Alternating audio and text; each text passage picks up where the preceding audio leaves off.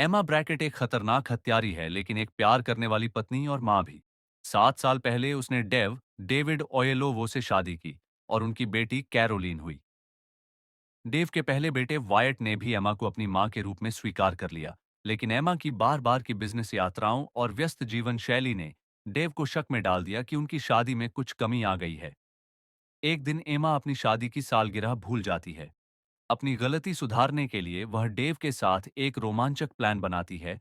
वे hotel के बार में अजनबियों की तरह मिलेंगे। एमा अपने लुक को बदलने के लिए विग पहनती है। होटल में एक बुजुर्ग व्यक्ति, बॉब बिलनिघी, उसे बातचीत करता है और उसके काम के बारे में सवाल करता है। एमा को कुछ अजीब लगता है, लेकिन वह किसी तरह डेव के साथ समय बिताने में सफल हो जाती है। डेव शराब के नशे में सो जाता है, लेकिन एमा के पास एक और काम बाकी था।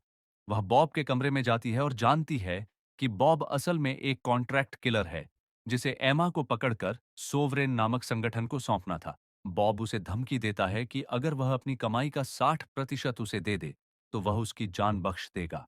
लेकिन एमा पहले से ही अपने हैंडलर राज रोडी धर्मलिंगम को 30% कमीशन दे रही थी। एमा पहले से तैयार थी। उसने बॉब के ड्रिंक में जहर मिला दिया था। जैसे ही बॉब फोन उठाने की कोशिश करता है, जहर असर करने लगता है। मरने से पहले वह एमा पर हमला करता है, जिससे एक खूनी लड़ाई छिड़ जाती है। एमा किसी तरह बचकर निकल जाती है, लेकिन अगली सुबह पुलिस को बॉब की लाश मिलती है। सीसीटीवी फुटेज में डेव और एमा को बॉब से बात करते हुए देखा जाता है, जिससे पुलिस उन पर शक करती है। एमा तुरंत बर्लिन रवाना हो जाती है, जहां वह अपने हैंडलर राज से मिलती है। पुलिस डेव को गिरफ्तार कर लेती है और agent Gwen Carver, Connie Nielsen, उसे बताती है कि एमा का असली नाम आयाना पेलर है, एक वांछित अपराधी। जब डेव घर लौटता है तो उसे एमा का एक गुप्त बैग मिलता है, जिसमें नकली पासपोर्ट, विग और हथियार होते हैं। उसे समझ नहीं आता कि उसकी पत्नी की पहचान झूठी थी या वह अब भी वही एमा है जिससे उसने प्यार किया था।